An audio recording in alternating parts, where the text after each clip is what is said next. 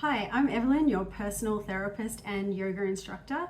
And today I'm going to talk to you about how you can use your body as a vehicle to change your mood and even change your mind. So let's get straight into it. What I mean about using your body is hacking into your own biochemistry to change the way that you feel and therefore have that follow-on effect of changing the way that you behave and your mood and then your productivity and the way that you operate in the world. So I have a background in yoga and I've been hacking into this biochemical system for about 17 years now. And what it is, some people will also refer to this as biofeedback.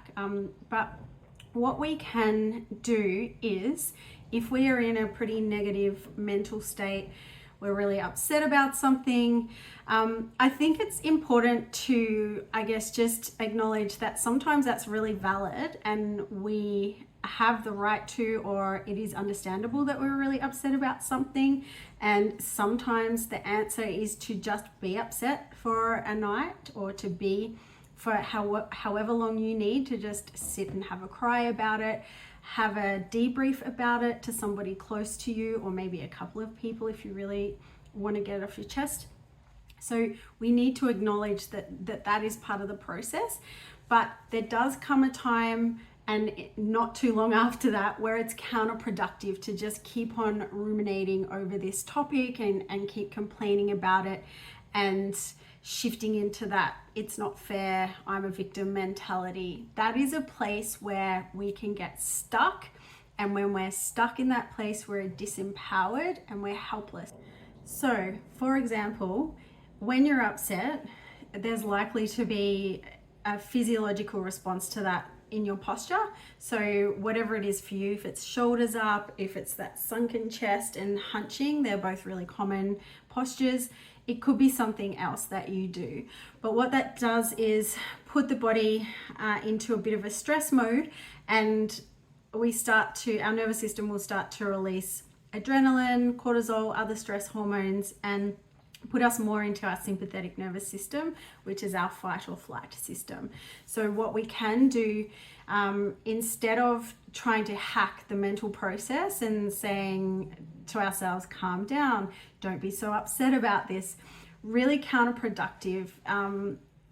It's really hard to, in an instant, stop feeling something, stop feeling the way you feel about a certain situation, and stop thinking the way you think about a certain situation.